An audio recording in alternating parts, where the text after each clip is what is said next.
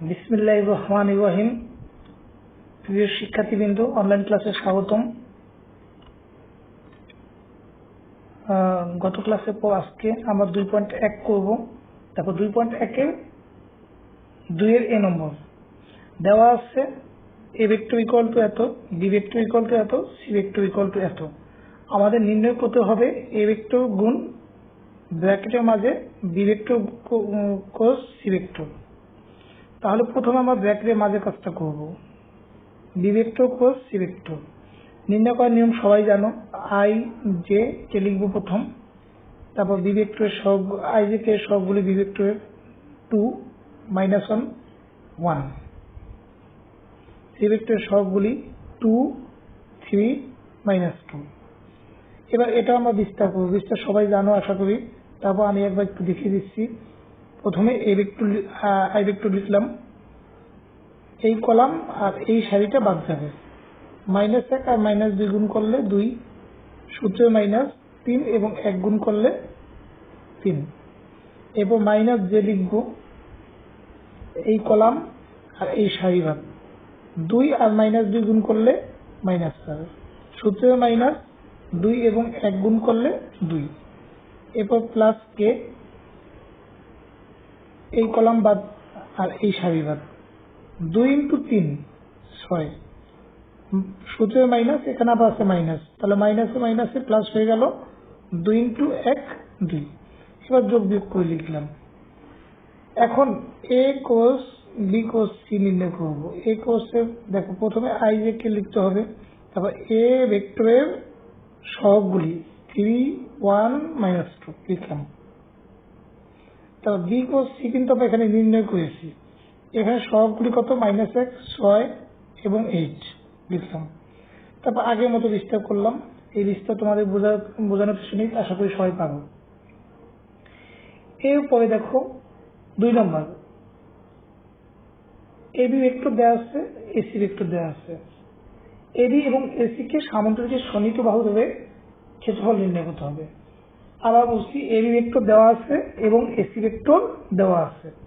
AB ও AC কে সামান্তরিকের সন্নিহিত বাহু ধরে ক্ষেত্রফল নির্ণয় করতে হবে।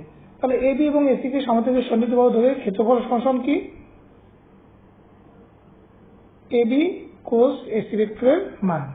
এবি কোস এসি ভেক্টরের মান মডুলাস চিহ্নকে মান বোঝায়, এটা আমরা সবাই জানি। তাহলে প্রথমে আমাদের এবি কোস এসি নির্ণয় করতে হবে। প্রথমে কি নির্ণয় করতে হবে, এবি কোস এসি নির্ণয় করতে হবে। তাহলে এবি কোস এসি আমরা নির্ণয় করি।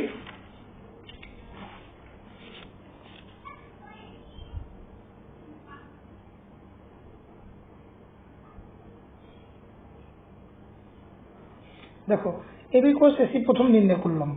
আই জে কে লিখলাম, তারপর এবি ভেক্টরের সহগগুলি লিখলাম। যেহেতু এখানে কে ছিল না তাই কে সহগ 0 ধরবো। তারপর এসি ভেক্টরের সহগগুলি লিখলাম।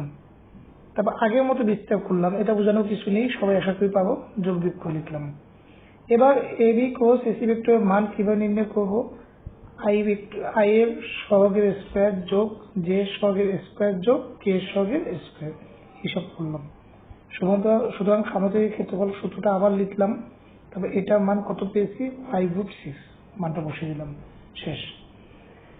এবার 2 নম্বর দেখো, ত্রিভুজের শীর্ষ বিন্দুত্বয়, মানে একটা ত্রিভুজের 3টা শীর্ষবিন্দু দেওয়া আছে।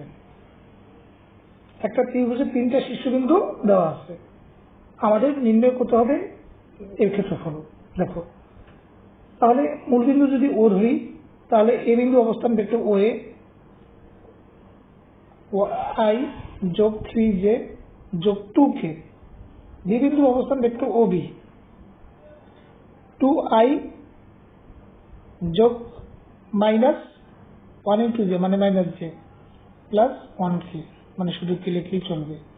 সি বিন্দু অবস্থান vector O C, -i plus 2j plus 3k। এখন যেহেতু 3টা বিন্দু অবস্থান ভেক্টর পেয়ে গেছি, সুতরাং এখান থেকে আমরা কি নির্ণয় করতে পারি, এবি এবং এসি ভেক্টর নির্ণয় করতে পারি। এবি এবং এসি ভেক্টর নির্ণয় করতে পারি। তাহলে এবি ভেক্টর কি হবে বলো, বি বিন্দু অবস্থান ভেক্টর কি ওবি, মাইনাস এ বিন্দু অবস্থান ভেক্টর ও এ। এবার ওবি থেকে ও এর মান বসিয়ে যোগ বিয়োগ করলাম, এটা পেলাম। একইভাবে আমরা এসি নির্ণয় করবো। কি নির্ণয় করব? এসি। এসি হবে কি? সি বিন্দু অবস্থান ভেক্টর থেকে এ বিন্দু অবস্থান ভেক্টর বিয়োগ করলাম, তখন যোগ বিয়োগ মান বসিয়ে যোগ বিয়োগ করলাম। এখন আমাদের যেহেতু ক্ষেত্রফল নির্ণয় করতে হবে, ত্রিভুজের ক্ষেত্রফল ভেক্টর পদ্ধতিতে নির্ণয় করার নিয়ম কি? যে কোনো দুটি সন্নিহিত বাহু নির্ণয় করে তারপর হাফ ইন্টু সন্নিহিত বাহুদ্বয়ের কোষ গুণন নির্মাণ। তাহলে প্রথমে এবি ডট গুণ এসি নির্ণয় করলাম, আই জে কে প্রথম, তারপর এবি ভেক্টরের সহগগুলি, এসি ভেক্টরের সহগগুলি, আই জে কে এর সহগগুলি, এটা বিস্তৃত করলাম। এটা সবাই পাবো আশা করি, এটা বোঝানোর কিছু নেই। তারপর যোগ বিয়োগ করলাম। এখন এই এবি কোস এসি এর মান নির্ণয় করলাম। সুতরাং এবিসি ভেক্টরের এবিসি ত্রিভুজের ক্ষেত্রফল half modulus AB cross AC. AB cross AC এর মান কত পেয়েছি? √107। মান বসিয়ে দিলাম, শেষ। একটা ইজি অঙ্ক, তোমরা একবার দেখলেই বুঝবে। তারপর 3-এর 1 নম্বর অঙ্কটা দেখেছি, দেখো 3-এর 1 নম্বর কি অঙ্ক আছে? এ বি সি তিনটা ভেক্টর দেওয়া আছে। এ বি সি তিনটা ভেক্টর দেওয়া আছে। প্রশ্নে বলা হয়েছে ভেক্টর তিনটি একই সমতল হলে একটা স্কেলার আছে এখানে এ, ওই এ এর মানটা নির্ণয় করতে বলেছে। দেখো, তিনটি ভেক্টর যদি একই সমতলে অবস্থিত হয় তাহলে মনে রাখবে যে কোনো দুটি ভেক্টরের কোষ গুণন এবং অপর ভেক্টরের ডট গুণন কি হবে বলো? সমান 0 হবে। আবার বলছি, তিনটি ভেক্টর যদি একই সমতলে অবস্থিত হয় যে কোনো দুইটা কোষ গুণন এবং যেটা বাকি থাকবে সেটার সাথে ডট গুণন করলে তার মান কি হবে বলো? 0। অর্থাৎ সূত্রটা এভাবে লেখা যায়, A dot B cos C equal to 0, অথবা A cos B dot C equal to 0, অথবা A cos C dot B equal to 0। মোট কথা যে কোনো দুটি ভেক্টরের কোষ গুণন এবং অন্য ভেক্টরটার সাথে তার ডট গুণন করলে কি হবে বলো? 0। তাহলে আমরা প্রথমটাই নিলাম, A dot B cos C equal to 0। তাহলে প্রথমে আমরা ব্র্যাকেটের মাঝে মান নির্ণয় করবো B cos C. B cos C নির্ণয় করলাম। প্রথমে আই জে কে, তারপর বি ভেক্টরের সহগগুলি 3 - 2 4 বসিয়ে দিলাম। সি ভেক্টরের সহগগুলি কত? 1 - 3 এ বসিয়ে দিলাম। তারপর বিস্তার করলাম। এই বিস্তারটা আশা করি সবাই পাবো, এটা অনেক ভালোভাবে তোমাদের শেখানো হয়েছে, না বোঝার কিছু নেই। তো এখানে আই জে কেটা পরে লেখা উচিত ছিল, আমি আগে লিখে রাখছি, সমস্যা নেই এটাও। এরপর দেখো এ ডট আমাদের বাকি ছিল কি? এখানে নির্ণয় করেছি কি? B cross C. তাহলে বাকি রইল কি বলো? A vector. তাহলে এ ভেক্টরের সাথে এই ভেক্টরটা ডট গুণন করব। এ ভেক্টরের মান A vector B cross C vector. এবার ডট গুণন আমরা সবাই জানি, আই এর সহগগুলির গুণ যোগ জে এর সহগগুলির গুণ যোগ কে এর সহগগুলির গুণ, মাইনাস হলে ব্র্যাকেটে রাখবে সবাই। এরপর ক্যালকুলেশন করলাম।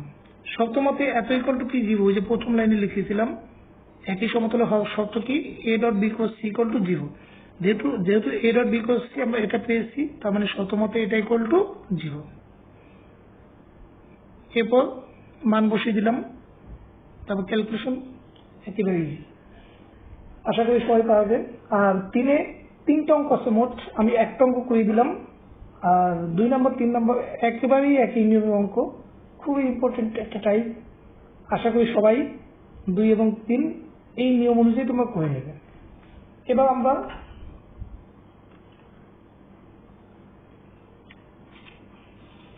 দেখো, এবার আমরা 2.1-এর 11 নম্বর অঙ্কগুলি মিস করেছিলাম। তো আমার কাছে বই ছিল না, একজন থেকে অঙ্ক ধার করে নিয়ে কয়েকটা অঙ্ক করেছিলাম। তো এই অঙ্কগুলি পাঠানো হয়নি বলে করা হয়নি। তো এইগুলি আজকে আবার তোমাদের করে দিলাম। দেখো, পি এবং কিউ দুইটি ভেক্টর দেওয়া আছে। পি বিন্দুগামী কিউ ভেক্টরের সমান্তরাল রেখার ভেক্টর সমীকরণ চেয়েছে। পি বিন্দুগামী কিউ ভেক্টরের সমান্তরাল রেখার ভেক্টর সমীকরণ চেয়েছে, ভেক্টর সমীকরণ চেয়েছে। ঠিক আছে, তাহলে দেখো, পি বিন্দুগামী কিউ ভেক্টরের সমান্তরাল রেখার ভেক্টর সমীকরণ যদি আর ধরি, আর ইকুয়াল টু পি যোগ ল্যামডা কিউ। পি একটা ভেক্টর, কিউ একটা ভেক্টর। তাহলে এটা এই দুইটা ভেক্টরের সমান্তরাল রেখার ভেক্টর সমীকরণ হবে আর ভেক্টর সমান সমান কি বলো P cross P plus lambda into Q vector. এখানে ল্যামডাটা হলো একটা স্কেলার আর পি আর কিউ টু দুটো ভেক্টর। দেখো আর ভেক্টরের মান কত I X plus I Y plus Q Z, এটা সবাই মনে রাখবে, এটা ঠিক আর ভেক্টরটার মান।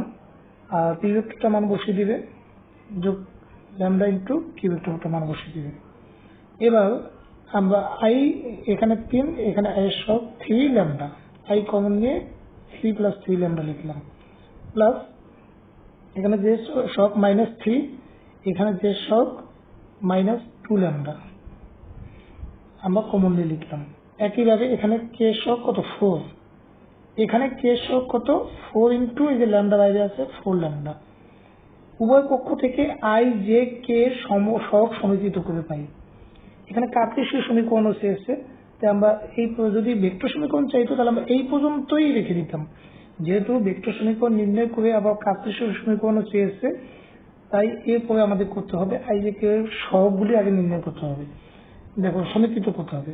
এখানে আই এর সহগ কি এক্স, এখানে আই এর সহগ কি 3 প্লাস 3 ল্যামডা, ক্যালকুলেশন করে ল্যামডার মান বের করলাম প্রথমটার জন্য। এবার এখানে যে সব ওয়াই, এখানে যে সব কি -3 -2 ল্যামডা, -3 -2 ল্যামডা, এখানে ক্যালকুলেশন করে ল্যামডার মান বের করলাম। এখানে কে সব জেড, এখানে কে সব 4 প্লাস 4 ল্যামডা, এখানেও ল্যামডার মান ক্যালকুলেশন করে বের করলাম। এখন তোমরা একটু লক্ষ্য করলে দেখবে ল্যামডা ল্যামডা ল্যামডা একই, তার মানে ল্যামডা সমান সমান কি এটা সমান এটা সমান এটা লেখা যায়। তাহলে এটাই হলো কার্টেসীয় সমীকরণ। সবাই মনে রাখবে কার্টেসীয় সমীকরণে শুধু এক্স ওয়াই জেড থাকবে, এখানে ভেক্টর থাকবে না। আর যে কোনো দুটা বিন্দুগামী ভেক্টর সমীকরণ কি বলো আর ইকুয়াল টু একটা ভেক্টর প্লাস অপর ভেক্টরের সাথে ল্যামডা গুণ, মানে একটা স্কেলার গুণ। এখানে ল্যামডা পরিবর্তে আমরা কেউ নিতে পারতাম, একই কথা। একেবারে 3টা অঙ্ক আছে, 3টা অঙ্ক একটু প্রশ্ন ভিন্ন কিন্তু অ্যান্সার একই, তাই তোমাদের জন্য আমি 3টা অঙ্কই করে দিয়েছি। দেখো দ্বিতীয় অঙ্ক দেখো,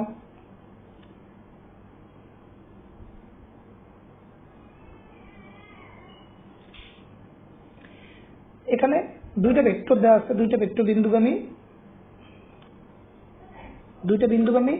ভেক্টর সমীকরণ নির্ণয় করতে হবে।